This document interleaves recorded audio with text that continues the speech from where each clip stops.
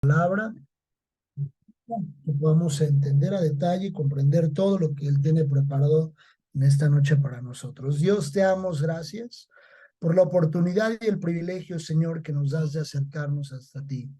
Gracias, Dios, porque tenemos esta oportunidad bendita, Dios, de poder escucharte, de poder seguir escudriñando tus escrituras y conocer, Dios, a mucha profundidad lo que tú dejaste escrito. Permite que tu palabra, Señor, se arreme en nuestros corazones, que podamos entender entre líneas lo que dejaste para nosotros. Toma el control y entrónate en este tiempo. Te lo pedimos en el nombre de Jesús. Amén y amén.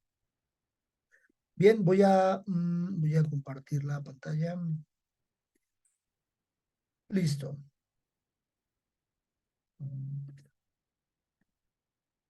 Ezequiel capítulo 40. En Ezequiel capítulo 40. Ahí, como yo les decía, es importante que yo les pueda dar como pauta de algunas cosas que se dicen en torno. Sin embargo, no quiere decir que yo esté de acuerdo con todo lo que en torno se podría decir de algunos temas, ¿no? De algunas cosas. En Ezequiel capítulo 40, la Biblia, como incluso el propio título dice la visión del templo.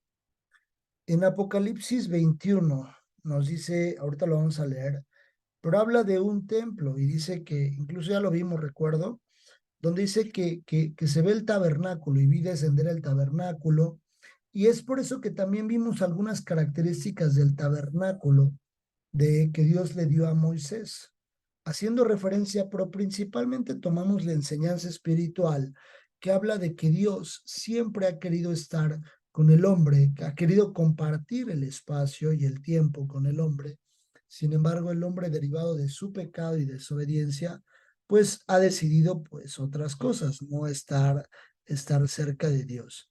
Y en Apocalipsis 21, acompáñenme, Apocalipsis 21. La Biblia describe lo siguiente. Dice, cielo nuevo y tierra nueva. Vi un cielo nuevo y una tierra nueva, porque el primer cielo y la primera tierra pasaron y el mar ya no existía más.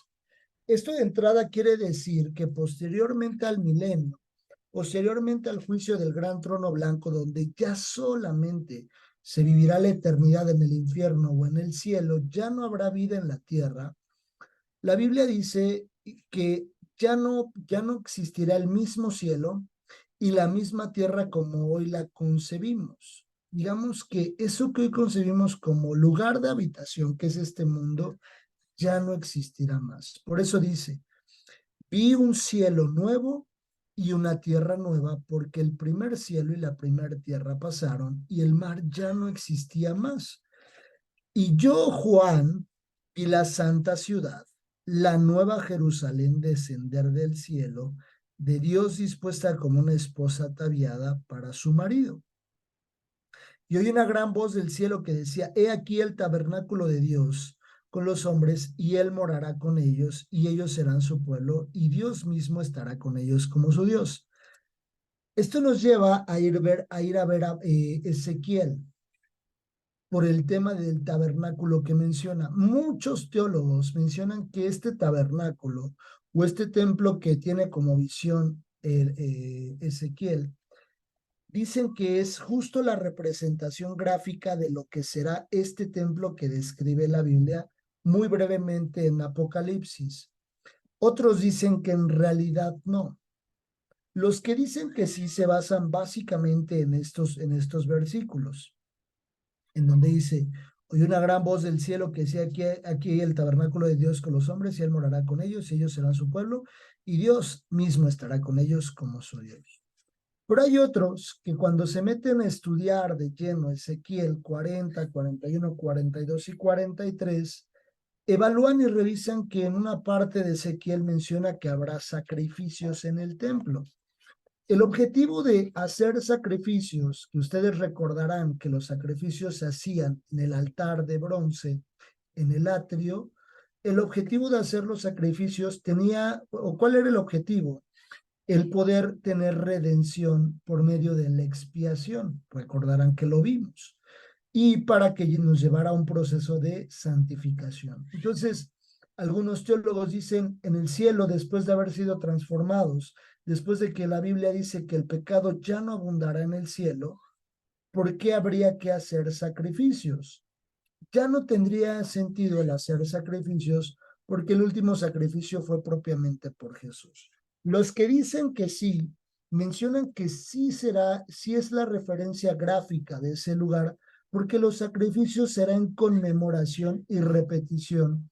Incluso podríamos decir, pues Jesús dejó como en conmemoración que nosotros hiciéramos la cena del Señor. Entonces, posiblemente por ahí no se terminan de poner de acuerdo lo que es real y con lo que yo me quedo personal, muy, muy personalmente, es la parte que dice, oí una gran voz del cielo que decía, he aquí el tabernáculo de Dios con los hombres, y Él morará con ellos, y ellos serán su pueblo, y Dios mismo estará con ellos como su Dios. No quito puntos de la Biblia, no los quito. No quito palabras de la Biblia, sino la parte que yo muy personal me quedo y yo no me recargo más hacia la teoría de que sí es el templo o no es el templo, sino me quedo con la parte del significado espiritual del tabernáculo. ¿Cuál es? La morada. Y si la Biblia dice que Él estará con nosotros y nosotros con Él, eso es lo que más me interesa. Más allá de si es un templo, si es un palacio, si es en un desierto, si es en un bosque, si es en un mar de cristal, lo que más me importa a mí en lo personal es que voy a estar con Él. Eso ya me da toda la tranquilidad y toda la paz. Si Dios quiere que sea en un templo, que sea literal lo que está escrito, pues adelante. Y si Dios dice solamente es una referencia espiritual, también lo haremos. Pero sí nos permite ir a ver lo que dice Ezequiel. Ezequiel capítulo 40. Ezequiel 40 es importante estudiarlo. En el año 25 de nuestro cautiverio, al principio del año, a los 10 días del mes, a los 14 años, después de que la ciudad fue conquistada, después en aquel mismo día vino sobre mí la mano de Jehová y me llevó allá. En visiones Dios me llevó a la tierra de Israel y me puso sobre un monte muy alto, sobre el cual había un edificio parecido a una gran ciudad hacia la parte sur. Me llevó allí, y he aquí un varón cuyo aspecto era como aspecto de bronce, y tenía un cordel de lino en su mano y una caña de medir, y él estaba en la puerta. Apocalipsis, si regresamos a Apocalipsis 21, en el versículo 15, dice, el que hablaba conmigo tenía una caña de medir de oro para medir la ciudad, sus puertas y su muro. Eso es un paralelo a Apocalipsis 21:15 de lo que dice Ezequiel. Y me habló un varón diciendo, perdón, versículo 3, Ezequiel 43. Me llevó allí, y aquí un varón cuyo aspecto era como aspecto de bronce, y tenía un cordel de lino en su mano, y una caña de medir, y él estaba a la puerta. Hay una correlación entre Ezequiel y Apocalipsis en estos pequeños detalles. Y me habló aquel varón diciendo, hijo de hombre, mira con tus ojos y oye con tus oídos, y pon tu corazón a todas las cosas que te muestro, porque para que yo te las mostrase, has sido traído aquí. Cuenta todo lo que ves a la casa de Israel. Y aquí un muro fuera de la ciudad, una caña de medir, que aquel varón tenía en la mano. Era de 6 codos de a codo a palmor menor, y midió el espesor del muro de una caña a la altura de otra caña. Después vino a la puerta que mira hacia el oriente, y subió por sus gradas y midió un poste de la puerta de una caña de ancho y el otro poste de otra caña de ancho. Y enseguida sigue dando características del templo. No los vamos a leer, no vamos a leer todo porque es muy extenso, muy extenso. tanto el capítulo 40, 41, 42 y 43.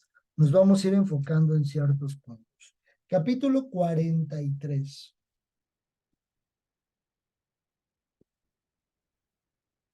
Dice la Biblia, me llevó a un lugar, me llevó luego a la puerta que mira hacia el oriente.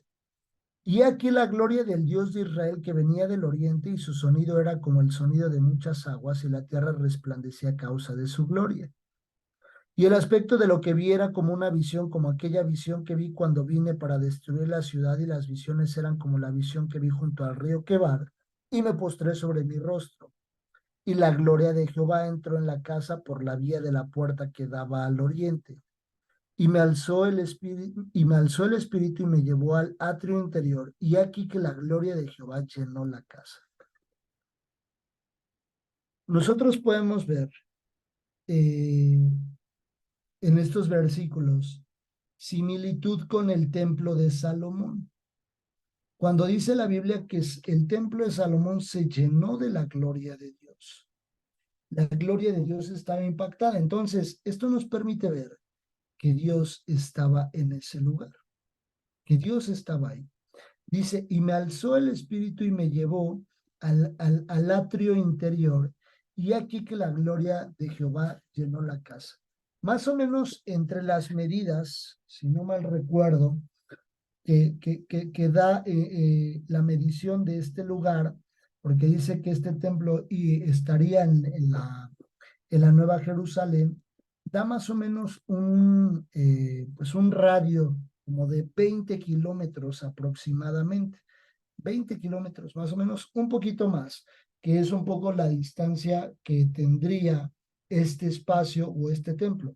Es mucho más grande incluso que el templo de Moisés o el tabernáculo de Moisés.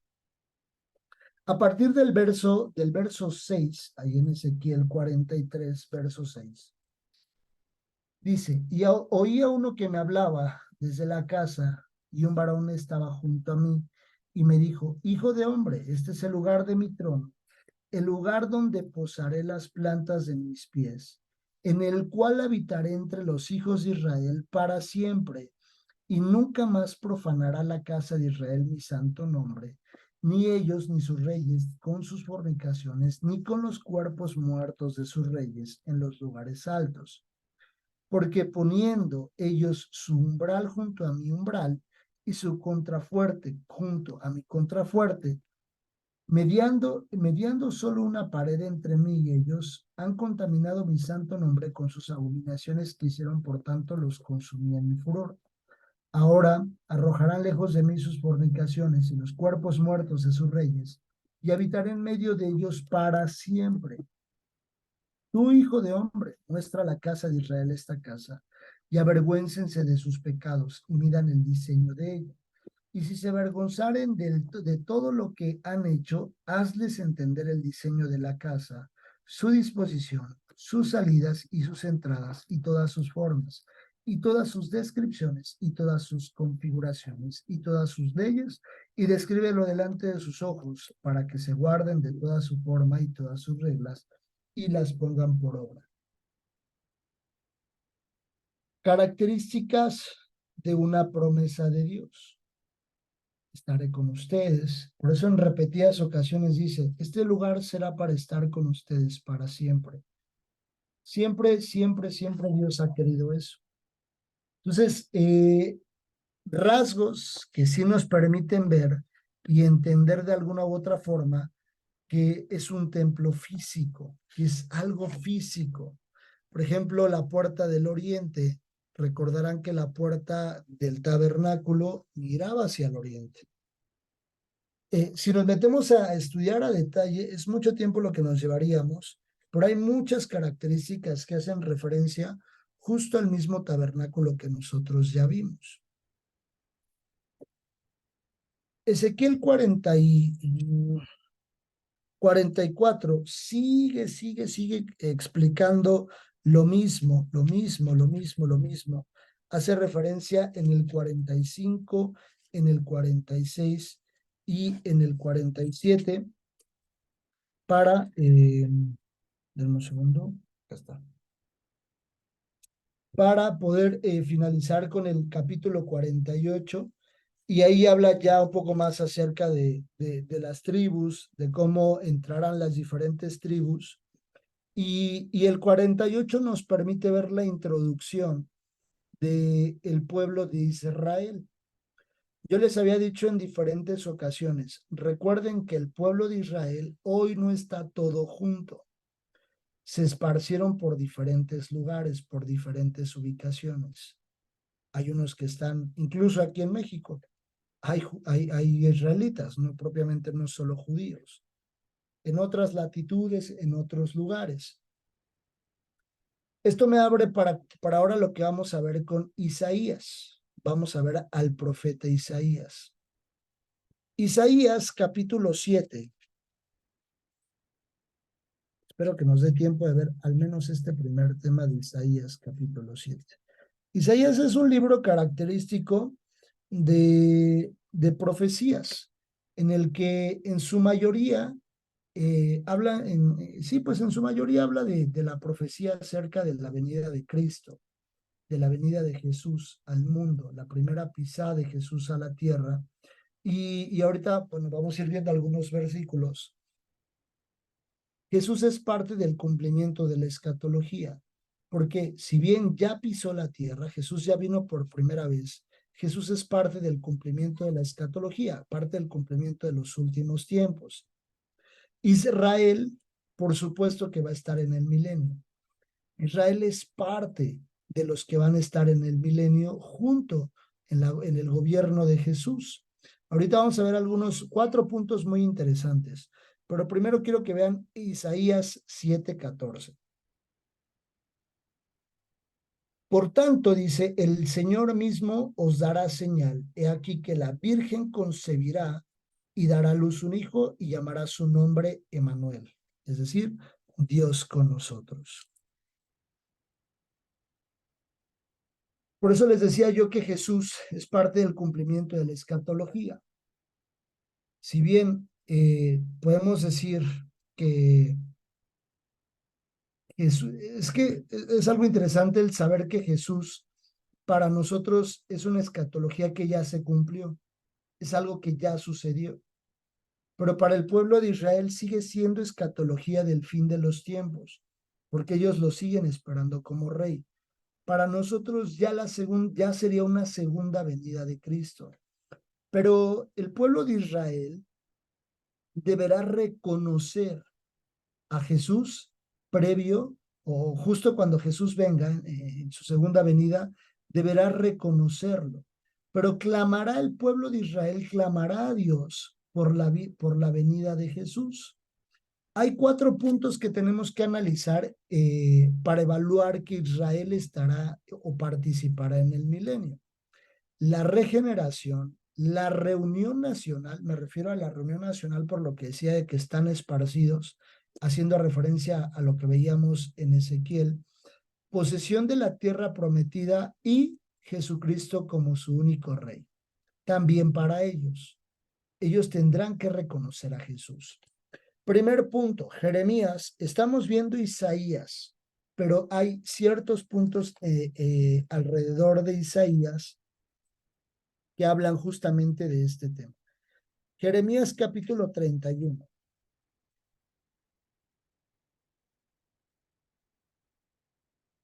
Versos 31 al 34, dice la Biblia. He aquí vienen días, dice Jehová, en los cuales haré nuevo pacto con la casa de Israel y con la casa de Judá, no como el pacto que hice con sus padres el día que tomé su mano para sacarlos de la tierra de Egipto, porque ellos invalidaron mi pacto, aunque fui yo un marido para ellos, dice Jehová.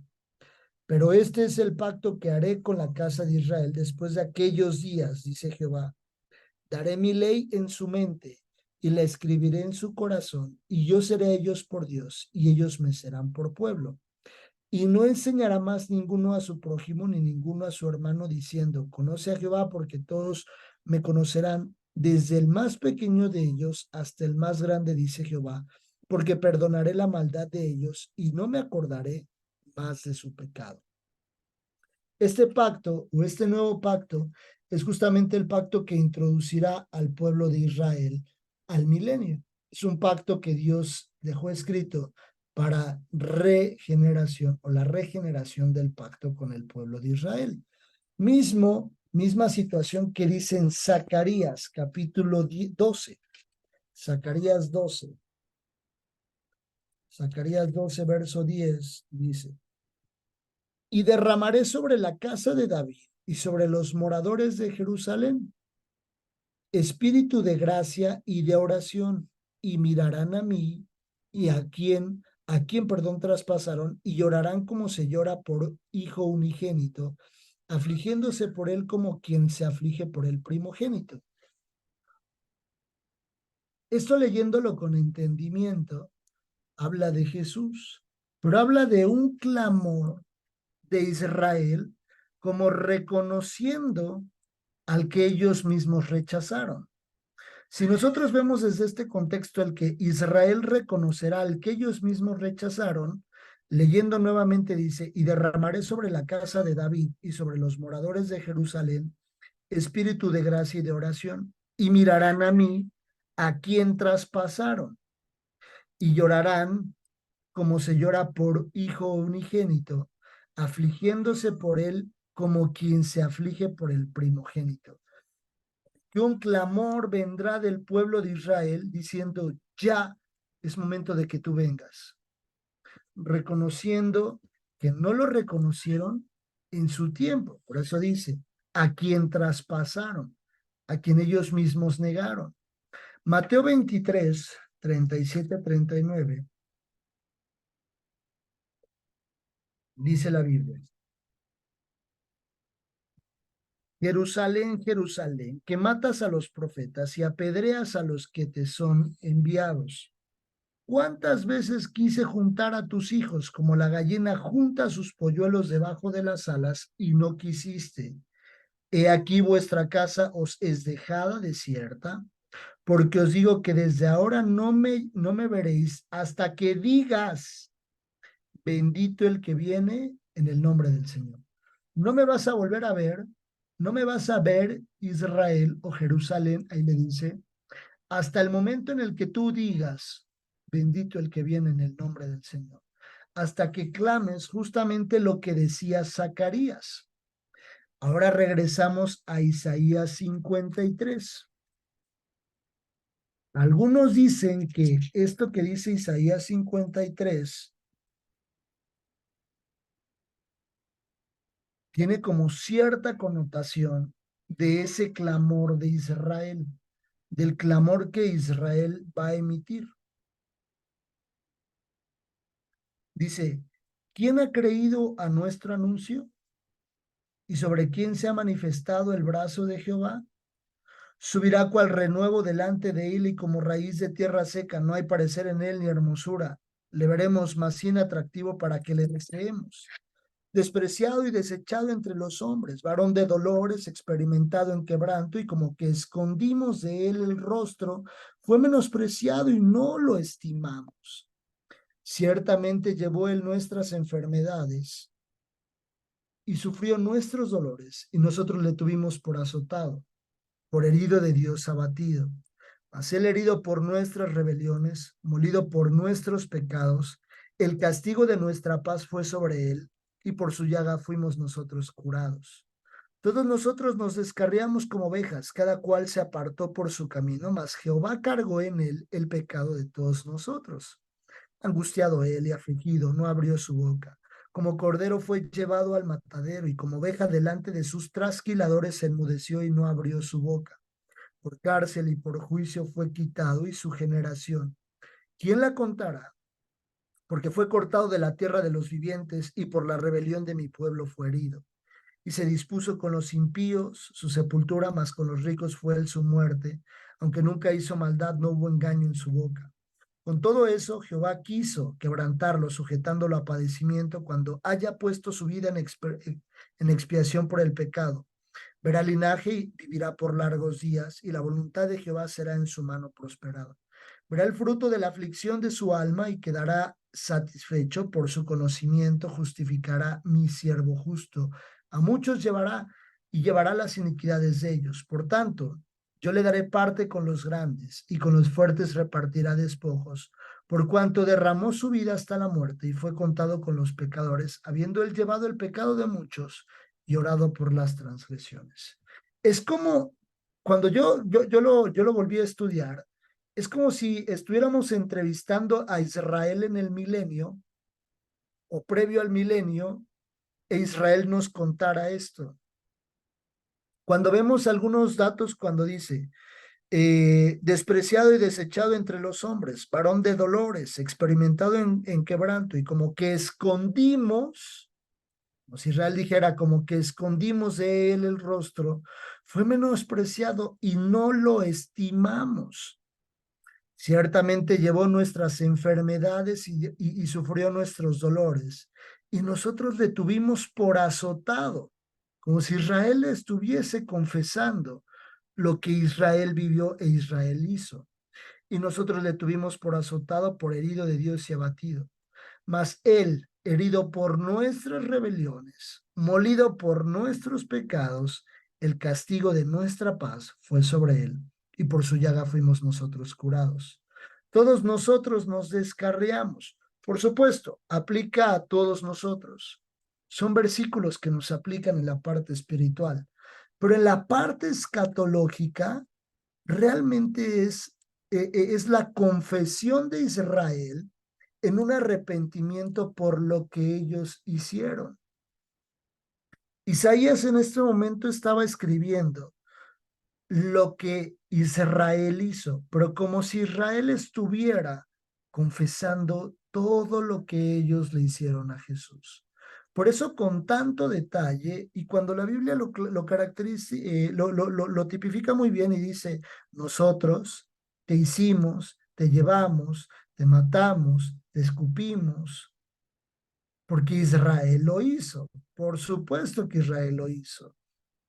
Como si Israel estuviera confesando para que entonces viniera la regeneración del pueblo de Israel. Después vendrá el siguiente punto, la reunión nacional. Jeremías. Jeremías 16. Jeremías 16 dice, versos 14 y 15.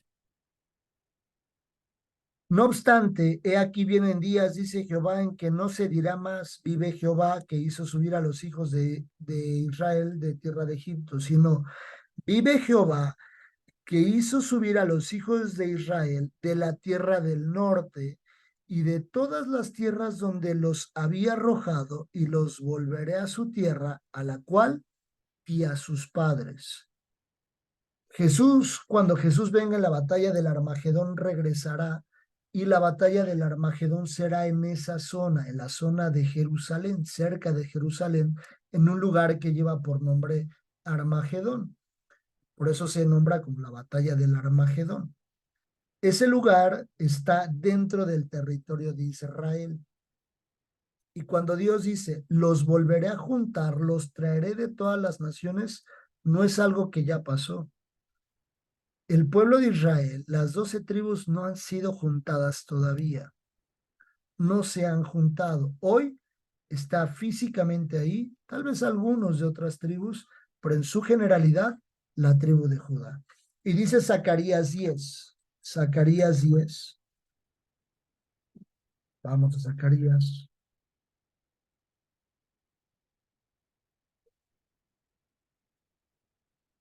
Zacarías 10, versos 8 al 12. Yo los llamaré con un silbido y los reuniré porque les he redimido y serán multiplicados tanto como fueron antes. Bien que los esparciré entre los pueblos, aún en lejanos países se acordarán de mí y vivirán con sus hijos y volverán, porque yo los traeré de la tierra de Egipto y los recogeré de Asiria y los traeré de la tierra de Galaad y del Líbano, y no les bastará.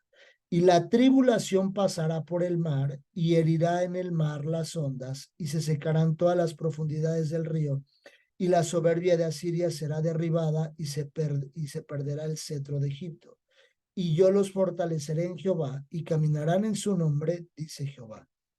Vuelve a decir en Zacarías, los voy a traer, los voy a juntar de donde quiera que estén.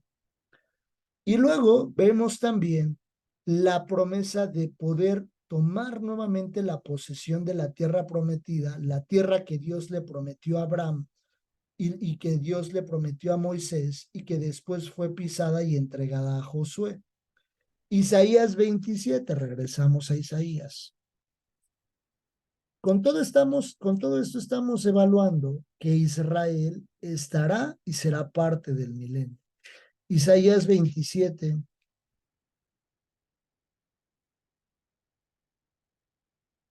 versos 12 y 13.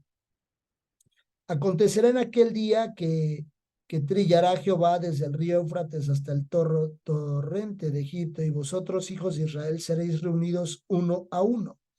Acontecerá también en aquel día que se tocará con gran trompeta, y vendrán los que habían sido esparcidos en la tierra de Asiria, y los que habían sido desterrados de Egipto, y adorarán a Jehová en el monte santo en Jerusalén. Vuelve a mencionar ahí y menciona muy bien la ubicación, el lugar donde se encontrarán. Joel, capítulo 2.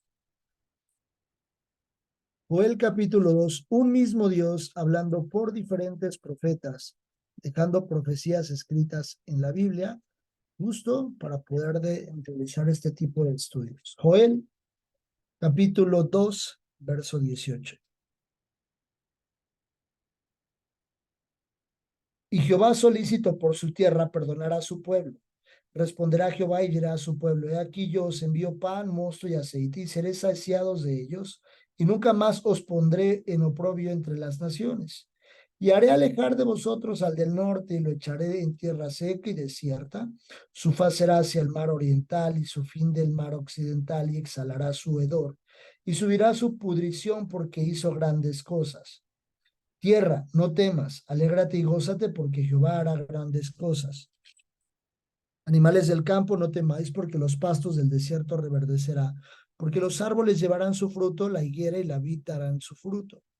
Vosotros también, hijos de Sión, alegraos y gozaos en Jehová vuestro Dios, porque os ha dado la primera lluvia a su tiempo, y hará descender sobre vosotros lluvia temprana y tardía como al principio. Las eras se llenarán de trigo y los lagares rebosarán de vino y aceite. Y os restituiré los años que comió la oruga y el saltón, el revoltón, la lana y la langosta, perdón, mi gran ejército que envié contra vosotros. Comeréis hasta saciaros y alabaréis el nombre de Jehová vuestro Dios, el cual hizo maravillas con vosotros, y nunca jamás será mi pueblo avergonzado. Y conoceréis en medio de Israel, estoy yo, y que yo soy Jehová vuestro Dios, y no hay otro, y mi pueblo nunca jamás será avergonzado. Y finalmente, para ir cerrando, la promesa de Jesús como un solo rey, como parte principal de quien gobernará en este tiempo. Isaías 9, regresamos a Isaías. Partimos de Isaías. Isaías capítulo 9, versos 6 y 7.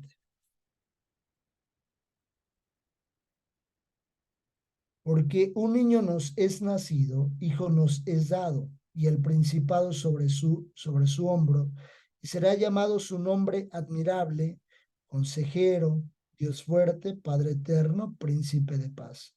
Lo dilatado de su imperio y la paz no tendrá límite sobre el trono de David y sobre su reino, disponiéndolo y confirmándolo en juicio y en justicia, desde ahora y para siempre.